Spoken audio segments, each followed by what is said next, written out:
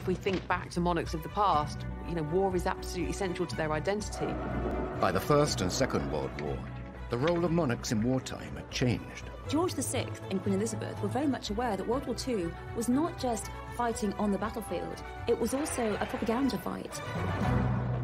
Tonight, how the Second World War redefined our royal family.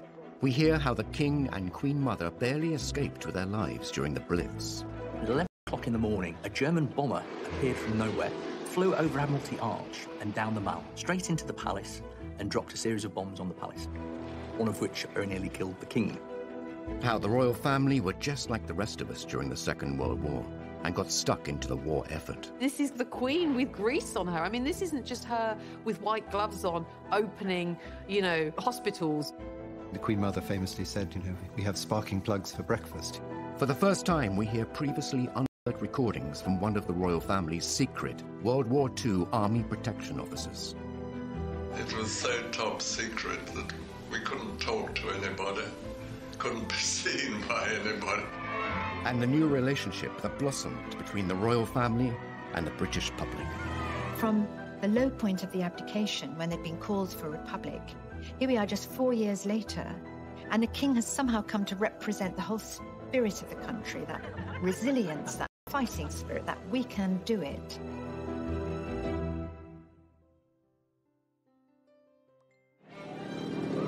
In the 1930s, the world was heading towards an inevitable war, and Britain had a new king. George VI and his young family were rebuilding public confidence in the monarchy after the shock abdication of his elder brother. Now the king faced an even greater challenge. This was an incredibly difficult testing time.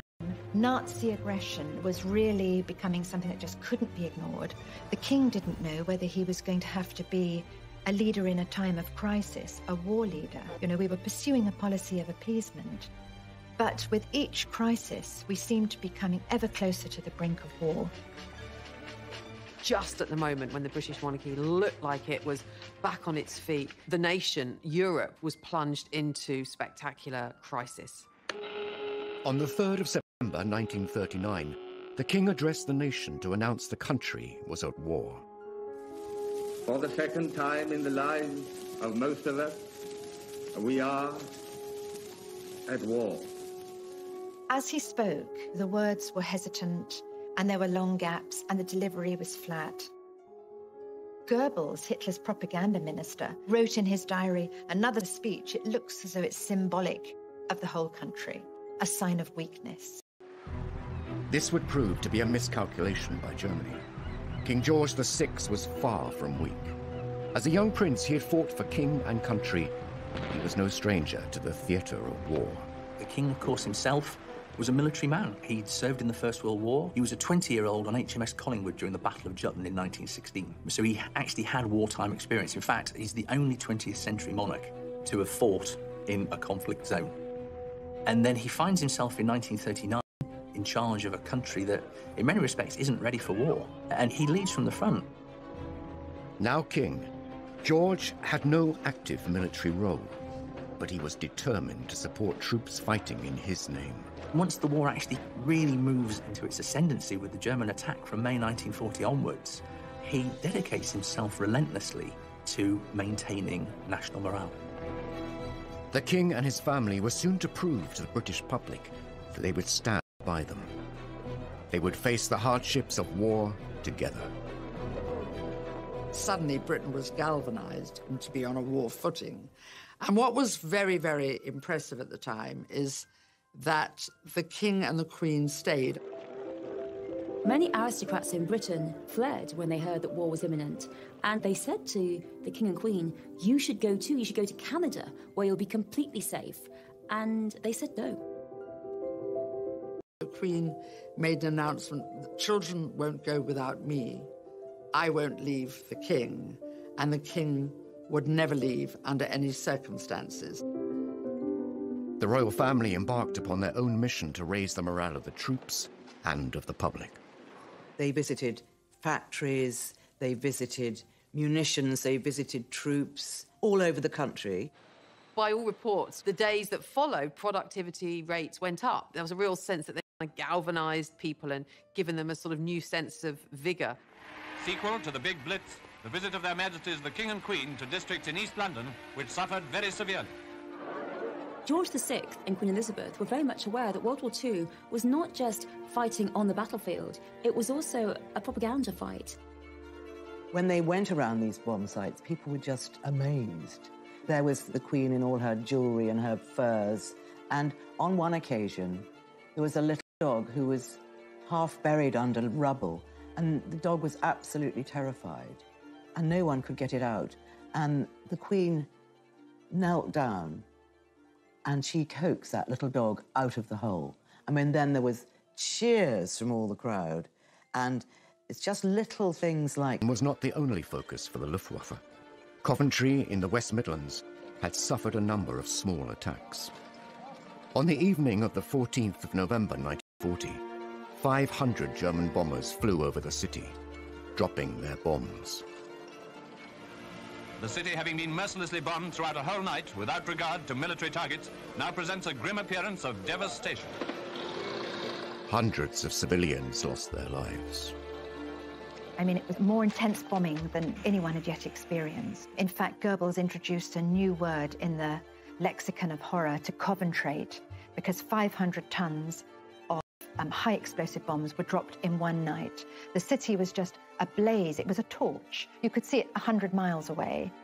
Nearly 600 people killed, and he was there immediately after to visit what was left. And apparently there's a story that these dazed, blitzed people who sort of had been bombed only a short time before all broke out into singing the national anthem. And remarkable man. The royal family's decision to remain in Britain meant that they were a direct target for the Third Reich. Though they were heavily guarded, George VI was keen to make sure that they could protect themselves if need be. The king insisted that everybody be trained in how to fire pistols and rifles. Both he and Queen Elizabeth trained every day by all accounts. The Queen Mother, Queen Elizabeth, she used to practice by shooting rats and was very proficient at targeting rats. She was not just this kind of like passive, wife of the monarch. She was there going, I might not be on the front line, but if you guys come into my back garden, I'm going to be ready for you. So there was a real sense of her being this kind of domestic warrior, and no one wanted to mess with her. Not for nothing did Hitler describe her as the most dangerous woman in Europe.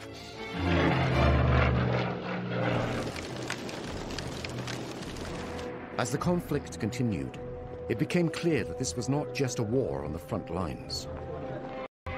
At home, the King and Queen were finding other ways to stop Hitler breaking the spirit of the country by standing resolute with their people during the Blitz, putting their own lives at risk. She saw two bombs falling just outside the window. They heard the explosion. Then there was a great shower up of smoke and debris, and they sort of threw themselves out into the corridor. Buckingham Palace was being bombed. During the Second World War, the royal family were determined to show that they were not just privileged aristocrats. They were at one with the public. They would not run and hide, and they too would feel the struggle. For this monarchy to be seen as a family, without the kind of trappings of power and pageantry. And that was very much what George VI, Queen Elizabeth, and those around them in the palace pushed as the image. It was a normal domestic family facing the war, the austerity of the war, the fears of the war, the crisis of the war, the danger of the war, just like everybody else. From the low point of the abdication, when they'd been called for a republic, here we are just 4 years later, and the king has somehow come to represent the whole spirit of the country, that resilience, that fighting spirit, that we can do it. He's somehow come to epitomize that. It wasn't simply propaganda. The royal family were living the war like millions of other families in the UK. But unlike everyone else, they were individual targets for the Nazis. Decisions and plans had to be made. Losing the British royal family was unthinkable. In May of 1940, there's a sudden realization that Britain's security is actually now under threat. And this is when, for the first time, you have this idea of evacuating the monarchy away from London to the area which potentially would be the safest if there was a German attack. It's actually Worcestershire. It's about the furthest away from the coast. And also it was deemed to be the best in terms of communication. And with that, a force would be specifically created in secret, and their role was to, in the event of an invasion, protect the royal family, to move them out of London to one of these other safe places. Formed in the summer of 1940, this group had access to anything that they needed. The King and Queen were supposed to have a little suitcase packed and ready at all times to go. And if they were in Buckingham Palace and the worst happened and the invasion began, they would be bundled into the first ever bulletproof car in the UK, along with a number of armoured cars. As one of the men involved said, they were hugely honoured to have been given this mission, but they knew that their role in the event of the worst-case scenario was to fight to the last man. Professor Andrew Stewart spoke with one of those men charged with protecting the royals, Sir Geoffrey Darrell, before his death in 2013. He gave an incredible insight into how they prepared to keep the family safe in recordings never previously heard. On the code word Cromwell, we packed up and went straight in our buses. It was so top secret that we couldn't talk to anybody, couldn't be seen by anybody. Mike Tomping saw them when they were at Windsor. He took the princesses for a ride in the armoured cars that they were going to be in if they had to go to one of the houses. As the Nazi forces increased, the royal family too moved the young princesses to a safer location, Windsor Castle. The future monarch and her sister were repeatedly drilled in what to do if the castle came under attack.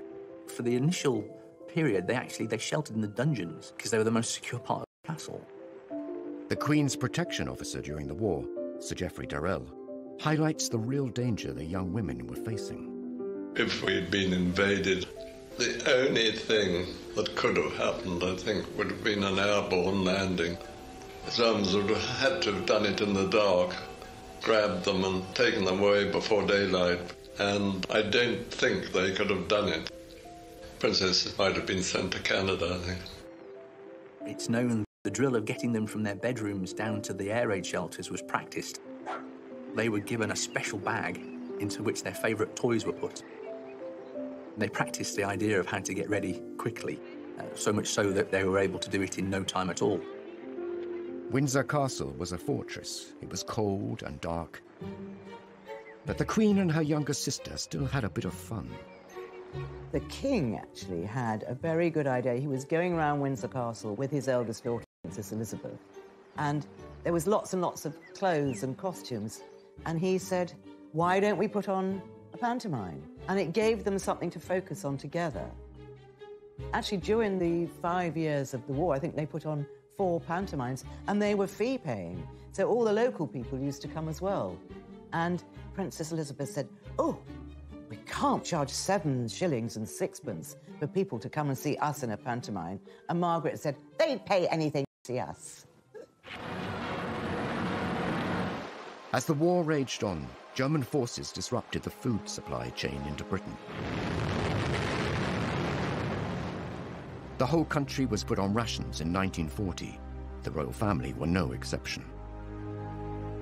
They did make sure that they had rations. They did have a line around the bath so that above which you should not go, because heating water was obviously a very, very expensive business. The Minister of Supply wants more scrap iron to turn into guns and tanks. Mr. Hicks of the Ministry of Works himself took a hand on some of the Buckingham Palace railings, the removal of which had been ordered by the King. That was part of the whole royal principle throughout World War II, that they should behave in the same way as everyone else. The girls should be evacuated, and that the royals should have rations just like everyone else. They should be subject to ration foods exactly the same way as everyone else. The British royal family remained in their own country, but the war had displaced other European monarchs. The King and Queen Mother hosted the royal refugees. And the king used to say, don't worry, I've got lots of socks, I've got lots of clothes, I'll kick you out. Actually, a lot of them just sort of looked like ordinary people, and, you know, a cleaning lady, they weren't in their robes or pearls or jewels because they didn't have them. And the Queen of Sweden was here. Wearing such humble attire, The Swedish queen realized that if anything happened to her, no one would know who she really was. She had a bit of card made, and she put it in her purse whenever she was on public transport, and it said, "I am the Queen of Sweden."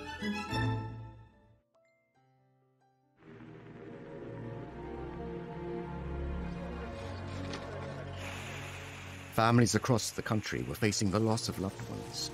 Over 450,000 British lives were taken in the war. While the senior royals were not in active service, the King's brother, Prince George, the Duke of Kent, was serving in the RAF. He was tragically killed in a plane crash while on duty. It brought home just the tragic losses that basically everybody was not far removed from. Most people in their families, of course, had lost someone, and the royal family, in that sense, were no different. Well, this is what Queen Mary said, you know, everybody is losing family. We can't break down. We have to be strong and set an example. Now we've lost some family too. So many people had lost husbands, sons, brothers. They didn't feel they could call attention to their loss. It was just a very small funeral. And there's a very evocative description by Noel Coward, because when everyone was trying so hard to control their grief, when the coffin was brought in with his RAF cap on it, Noel Coward says he could feel his face. He just had tears rolling down his cheeks, and he was relieved to see that the King and Mountbatten were exactly the same. Aerial bombing raids were happening across the country. London was bombed more heavily and more often than other cities. Now, civilians were in Hitler's sights. They thought if there was continuous bombing of London, they would drive the civilian population mad and Britain would surrender. And on the 7th of September 1940, the largest aerial formation ever seen darkened the skies coming across the English Channel towards London. And suddenly, the East End was ablaze. Buckingham Palace was a key target for the German Luftwaffe. The palace was hit repeatedly during the Blitz. Buckingham Palace was actually bombed 16 times during the war, and of those 16 times, 9 of the actual bombing raids caused damage, one of which on Friday the 13th of September 1940 very nearly killed the King.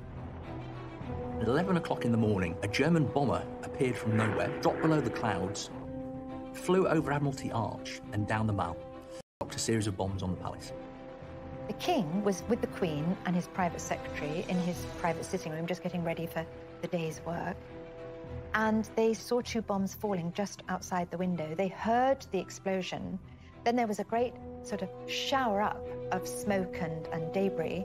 And they just had time to register, you know, that things were very wrong. And they sort of threw themselves out into the corridor and only afterwards realized just what exactly was happening, that Buckingham Palace was being bombed. The precise nature of the attack led the King himself to wonder if his own family in Germany were behind the bombing. In fact, it was suggested that the only way that that aircraft could have carried out the attack was if it was somebody who had an intimate knowledge of the palace.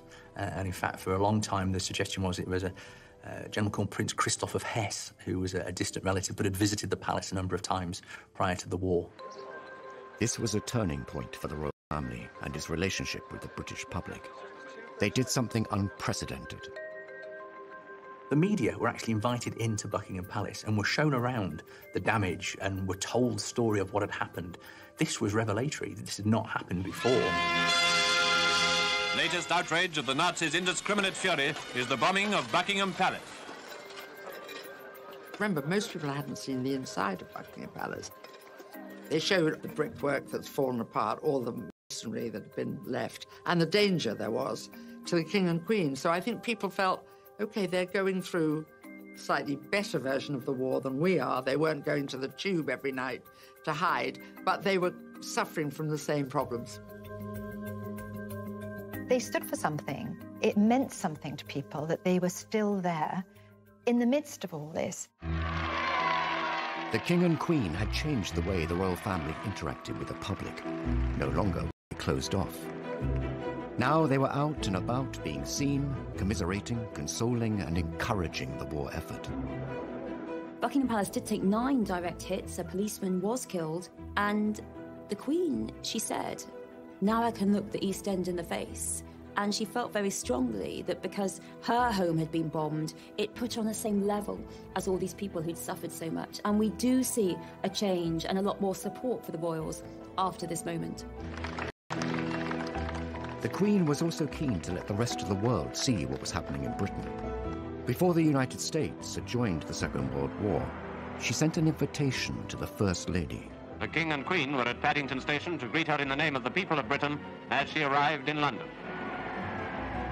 One of the most important things the Queen Mother did during the war was to invite Mrs. Roosevelt over to England. So much of the damage caused by the big fire raid on the city. You get a real sense that, austerity was happening even in Buckingham Palace, reading her account. Queen Elizabeth had moved out of her rooms to give her guest her rooms, and they were palatial, but bracingly cold. You could see your breath. There was one little electric fire with just a thin orange glow. The glass had all been blown out and was replaced by a cheap substitute. And then when Eleanor Roosevelt went down to the dining room, it all looked very promising, beautiful ambiance and lots of gold and silver. But the food, when it came, was meager and unrecognizable as food for someone not used to wartime substitutes. In fact, she wasn't quite sure what she was eating. Everything's boarded up and there's nothing very grand about Buckingham Palace. It's all, completely bleak. And so who better to go back and tell the president about what's going on in Britain than his wife? The Queen Mother's clever diplomacy brought the reality and horrors of the war to the United States. It cemented the special relationship between the two countries. And now it was time for the next generation to step forward and take the lead. Every Allied newspaper had a picture of the future Queen and her spanner and her ambulance. I mean, this was really quite feared because look at this. She's ready. She's out there. She'll go to the front and she'll risk her life if she has to for the war effort.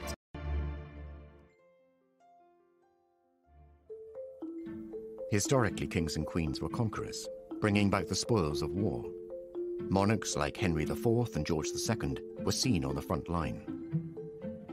The monarchy really had always in history been about military pursuits. I mean, that was really, you became monarch through military might, and one of the kind of key aspects of being monarch was defence and being seen to lead an army into war. I mean, if we think back to monarchs of the past, war is absolutely central to their identity. By the Second World War, things had changed, and it was the battle on the home front that would win public support. With George VI, it wasn't that he was going to be on the front line with the troops, leading troops into battle, but he was seen to kind of shore up the home front. And in that sense, he had a very active role in the war. He was part of the forces, even though he wasn't actually fighting.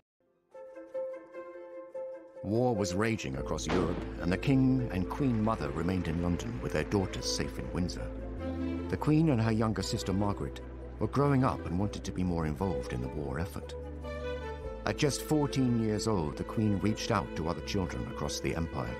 She did away from their parents, again, just like her mother, really saying, come on, guys, we've got to step up, we've got to steel ourselves, we've got to do the right thing for the right cause here, be brave, be brave.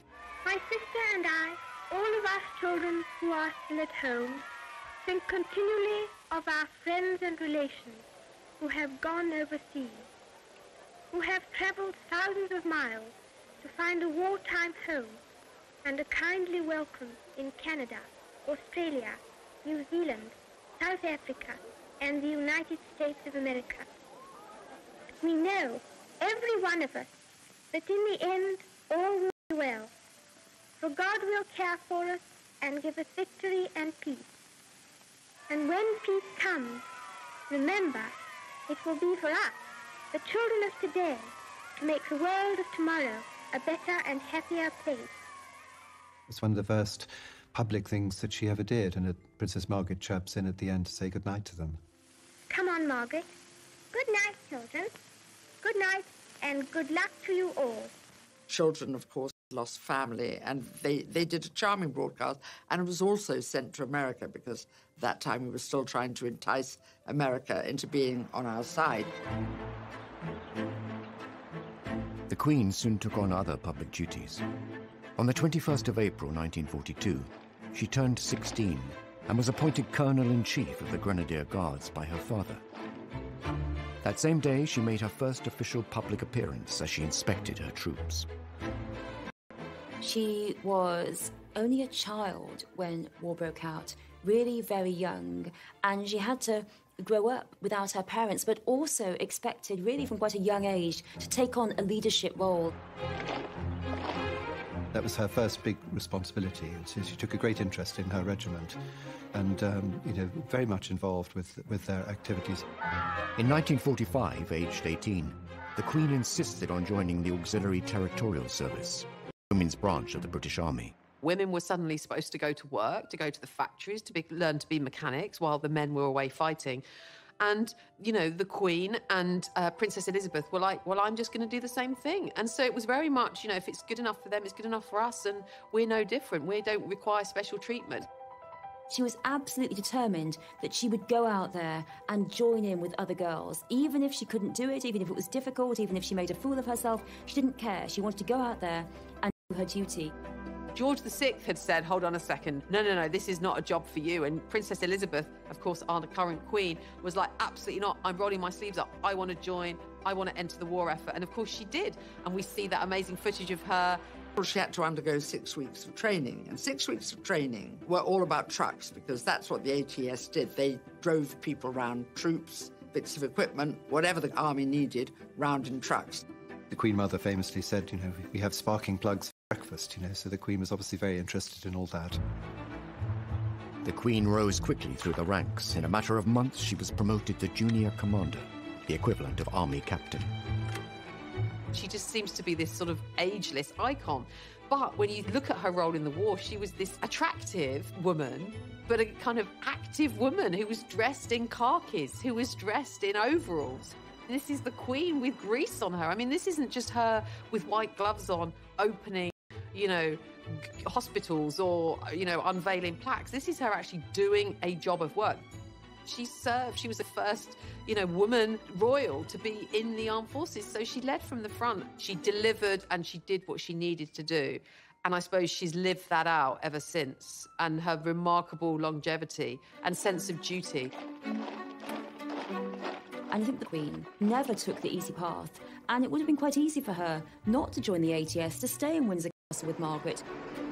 Images of the future Queen in overalls driving large vehicles were widely distributed and became a powerful propaganda tool. The picture of the young Queen in her ATS uniform training for this difficult, dangerous work, that really cannot be underestimated, what effect it had on the morale of the people and also on the morale of the enemy. The fact that the future Queen was not protected, not wrapped in cotton wool, that she'd suffered bombings, that she'd been through it all, and now here she was training to go out on the front. Every Allied newspaper had a picture of the future Queen and her spanner and her ambulance. This was really quite feared, because look at this. She's ready. She's out there. She'll go to the front and she'll risk her life if she has to for the war effort. She's always said she had a very happy time meeting other girls who'd volunteered and worked for the ATS. And in a strange way, a lot of people of that age say some of their happiest moments were in the war, when suddenly urgency and being useful were very important, whereas before women, not many had worked, many were just sitting around waiting to do something. But she qualified and drove her lorry into London. She'd learnt to strip down an engine, she'd learnt to change a wheel, she'd learnt to drive a heavy lorry and how to load it. And she proudly drove into London. Apparently she went round Piccadilly Circus twice. Wasn't sure how the roundabout worked. It wasn't all work and duty for the Queen. Romance was blossoming. Her future husband was on the front line serving Philip of Greece when she was 13 and he was 18 at Dartmouth Naval College. He was a top cadet, he was going off to war, and he was absolutely charming to her. She records that they went for tea on the Royal Yacht because, of course, they're related. And after tea, the Royal Yacht sailed away and all the cadets followed in their boats. But Prince Philip was the last one to turn back, and the king had to actually command him to go.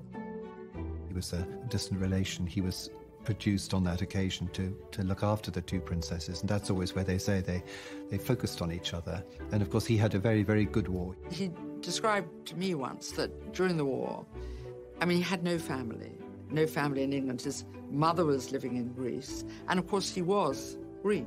And there was a certain wish or wonder, would he join the Greek Navy? But he decided that he'd done some training in Britain, and of course he'd lived in Britain because his family had been exiled. And the Greek Navy was very small, and I think he thought he wouldn't see much action, so he joined the British Navy. He kept in touch with Queen Elizabeth during that time. In fact, she had a photograph of a naval officer with a beard on her table, and that was Prince Philip. He had a beard in those days, but I don't think it fooled anybody, but he was slightly disguised, I suppose. The war creates and cements the romance between Philip and Elizabeth. They don't see each other much, but they think about each other a lot. In July 1942, while second in command of HMS Wallace, Philip made history when he devised a plan that would save all on board.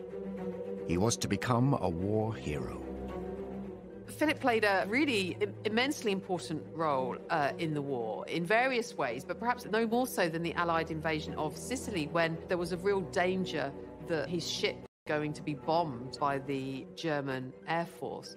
And so he came up with the idea of basically sending or throwing off the ship a raft and sort of lighting the raft and using that as a decoy and drawing the German bombers to that target whilst the warship moved away. And this was by the accounts, relatively recent accounts of those on the ship, said there's no doubt in the minds of many of those who served on that ship and who are alive today that, Prince Philip's quick thinking saved the lives of the men on the ship and saved the warship. So he was, quite the hero. The Second World War created many heroes, and the king would find a way to honour them all. None were more deserving than the people of Malta, where, despite personal risk, the king visited to express a nation's gratitude. Malta, that little island in the middle of the Mediterranean, was very strategically sited for airfields and harbours to support the North African War, and as a result it had ended up being one of the most bombed places on earth, and its 250,000 people desperately hungry. And the king wanted to acknowledge their bravery and their valour. With the enemy just 60 miles away, the king arrived in Malta on the 20th of June 1943. There is this simply wonderful moment when finally he can get there. And it's a beautiful morning. Even at a distance, he can hear that word has spread that the whole jetty of the Grand Harbour in Valletta is absolutely crammed with people, cheering, shouting and waving. And the king is a solitary figure, slight figure in a white uniform on the bridge of HMS Aurora, giving the salute. And as he approaches, the roar became tumultuous. People were so pleased. Here was their king. The king bestowed the George Cross on the entire island, which had the effect that every fisherman and every man in a boat or every man walking the street felt that he, in a sense, had got the George Cross, as a brave island. He wrote to his mother afterwards, entering that Grand Harbour of Valletta. It was a moment he would never forget. Finally, the tide of war was turning. The door was being opened to the possibility that we could win, and there was a hit song, Coming In on a Wing and a Prayer, which was all about coming in with the engines down and everything's gone wrong, but we're going to get home. And the princesses loved this. There's a gramophone at Balmoral, and they played this song over and over with the Queen and danced in the corridors. There was a real sort of lighter mood at last, some possibility of real hope. The Allied forces saw victory on the horizon.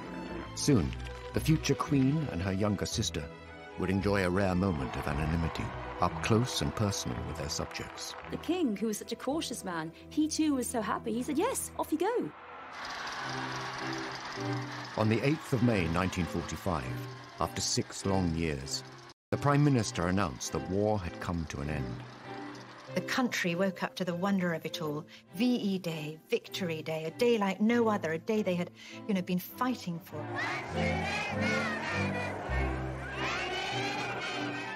VE Day was the day where another radio broadcast address from the king, and of course this time the king not saying it's going to be a long and difficult time ahead, stay strong, announcing instead, of course, victory, that the war was over. Germany, the enemy who drove all Europe into war, has been finally overcome. This led to huge outpourings of national jubilation and adulation for the royal family. And, you know, in the sense that the royal family had been central during the war to the war effort, they were also central to.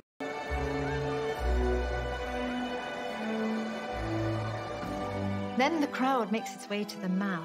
There's 10,000 people milling on the Mall, demanding to see the royal family.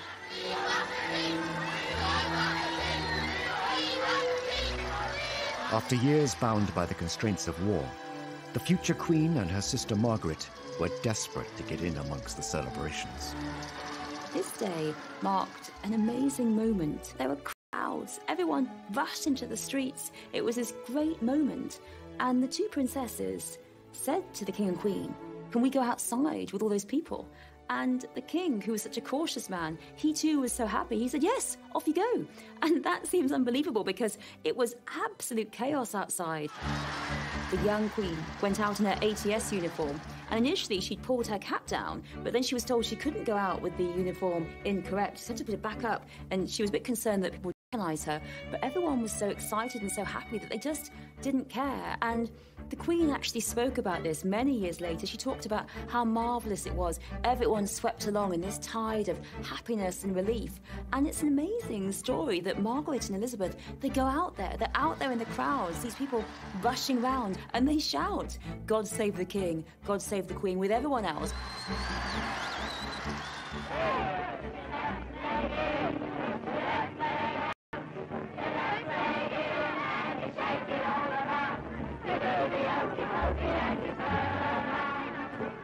There was this wonderful moment as dusk fell and Buckingham Palace suddenly was floodlit.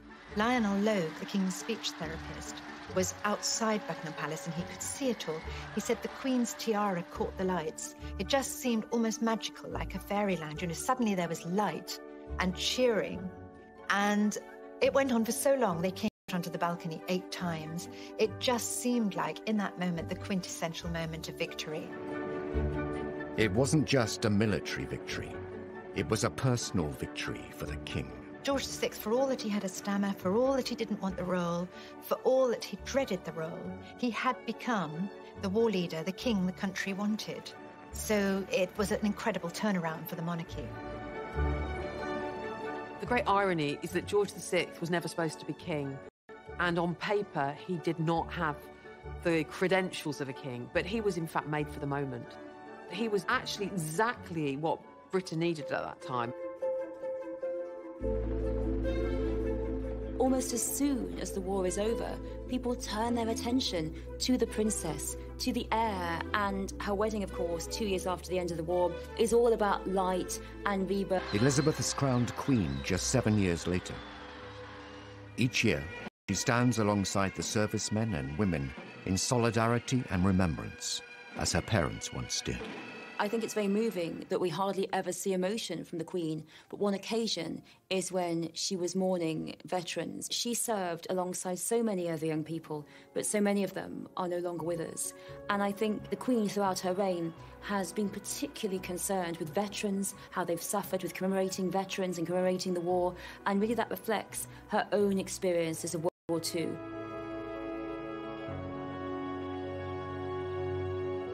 There's something so authentic about it. There's something that she is living or reliving the experiences that she's had. And there is no doubt that the respect that the Queen commands among a certain generation is because of her having lived through the experiences of World War II shoulder to shoulder with them. The Queen's experiences during the Second World War have undoubtedly shaped her life as a monarch. World War II is absolutely central to an understanding of the Queen, who she is, where she's come from, and why she has the sense of duty and devotion to the realm, to the national spirit. That completely explains it. For the Queen, watching her father step up to the role of king and lead during the Second World War has instilled an unwavering commitment within her. For her, war founded her character. It gave her the belief in sacrifice, in frugality, and in duty that she would carry through for the rest of her life and try and instill in her children. to make them too understand what a sacrifice her generation went through.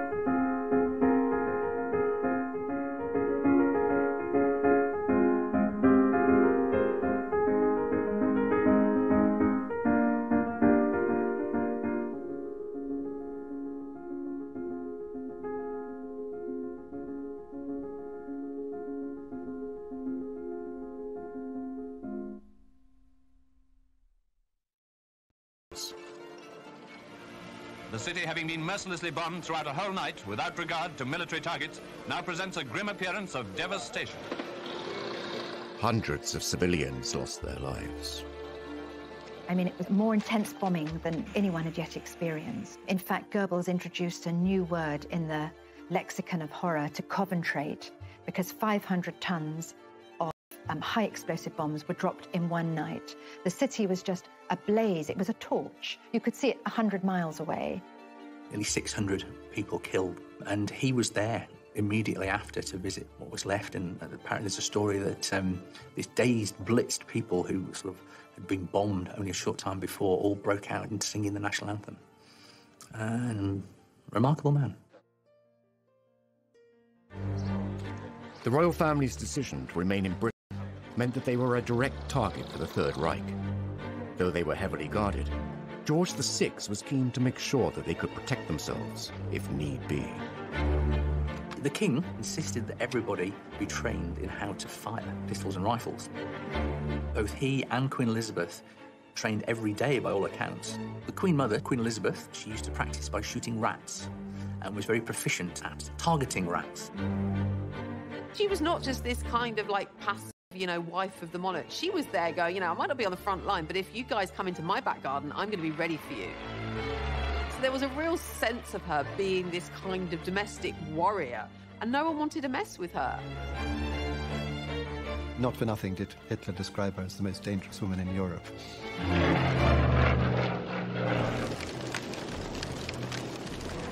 As the conflict continued, it became clear that this was not just a war on the front lines.